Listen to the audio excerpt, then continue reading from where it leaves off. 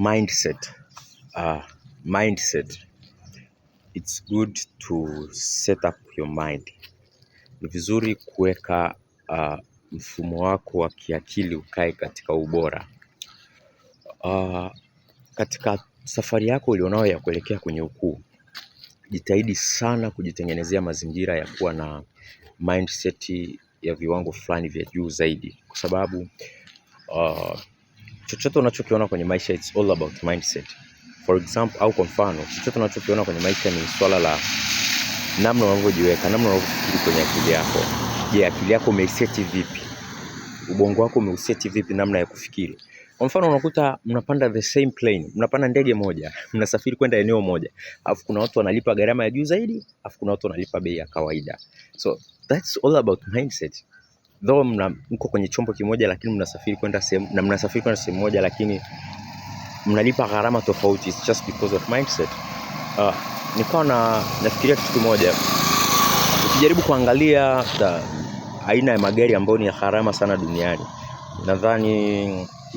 sidhani maybe about 5B inaweza ikafika, maybe or 2 something billion Tanzanian shillings I'm talking about, kwa hela za Kitanzania. Na ukija kuangalia kwa mfano, ukasema kuna ndege unataka kuangalia gharama ya ndege pia nayo ni tofauti kidogo. Gharama ya ndege iko juu.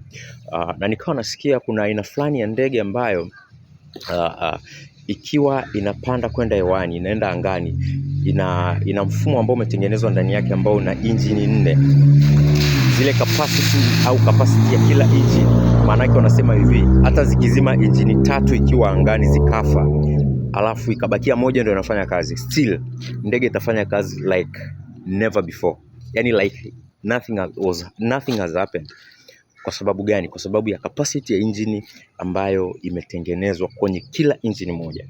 So make sure kwamba unatengeneza mindset kwenye akili yako ya kukufanya kwamba uweze kwenda viwango vya juu. Yani uweze kufanya to manage to be able to do a great and mighty things in your life.